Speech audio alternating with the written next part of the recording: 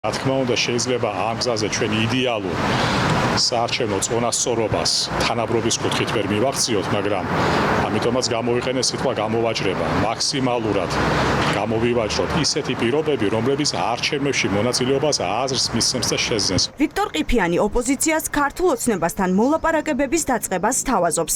საუბრის თემა საარჩევნო წესებია.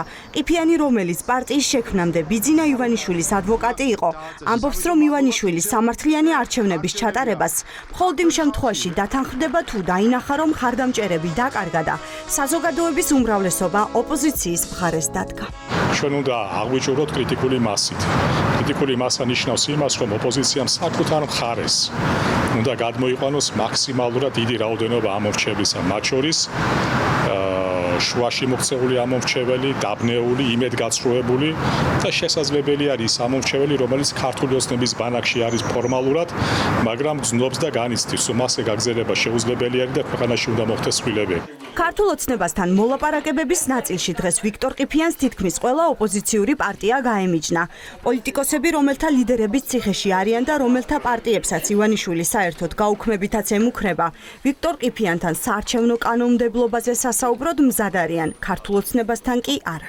რაშიც არ ვეთანხმები, არის ის, რომ ამ ეტაპზე, ამ მოცემულობაში ქართულ ოცნებასთან რაიმე ტიპის დისკუსია სამართლიანი არჩევნების წესებთან დაკავშირებით არის აბსოლუტურად უშინაარსო და კონტრპროდუქტიული. როცა საუბრობთ ჩვენ პოლარიზაციის დასრულებაზე, რა თქმა უნდა, ამ შემთხვევაში მთელი პასუხისმგებლობა ეკისრება ივანიშვილის რეჟიმს, რომელიც აპირებს პარტიების აკრძალვას, რომელსაც მათ შორის, რა თქმა უნდა, აქვს აღძრული საქმეები ფაქტობრივად ყველა ოპოზიციური ლიდერის წინააღმდეგ, ამიტომ პოლარიზაციის დასრულება ოპოზიციის მხრიდან ჩანს წარმოუდგენლად.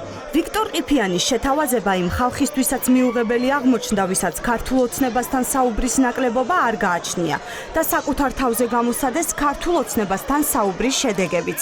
ივანიშვილის ყოფილი პრემიერ-მინისტრის პარტია ივანიშვილის ყოფილ ადვოკატს წარმატებებს უსურვებს.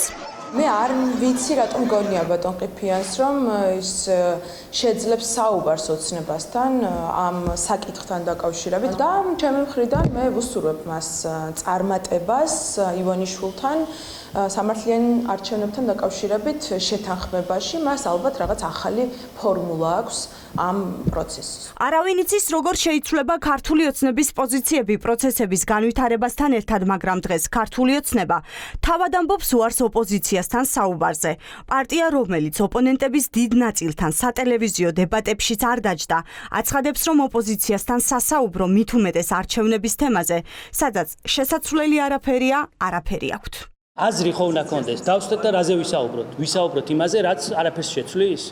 საუბარი საუბრისთვის? მათი საქმე არის ასე, რომ პატარძალმა ეზო ვერ დაგავა და დისკიერდა, ხო და ეზო მრუდია. აი ზუსტად მათი საქმე. მათი ზუსტად ეს არის, რასაც მე ვხედავ ახლა. აბრალებენ ყველაფერს, აბრალებენ საარჩევნო სისტემას, აბრალებენ ამინდს, აბრალებენ ყველაფერს. იმის გამო, რომ მოსახლეობისგან ვერ იღებენ ნდობას. უკვე წლებია ქართულ ოცნებასა და ოპოზიციას შორის პოლიტიკური დიალოგი აღარც პარლამენტში და აღარც ეთერებში არსებობს. ციხეში არიან ოპოზიციონერი ლიდერები და ოპოზიციის აკრძალვის სარჩელით საკონსტიტუციო სასამართლოშია. ამიტომაც ამ ფონზე საინტერესოა რა შემთხვევაშია შესაძლებელი დაპირისპირებული მხარეების ერთ მაგიდასთან დაჯდომა.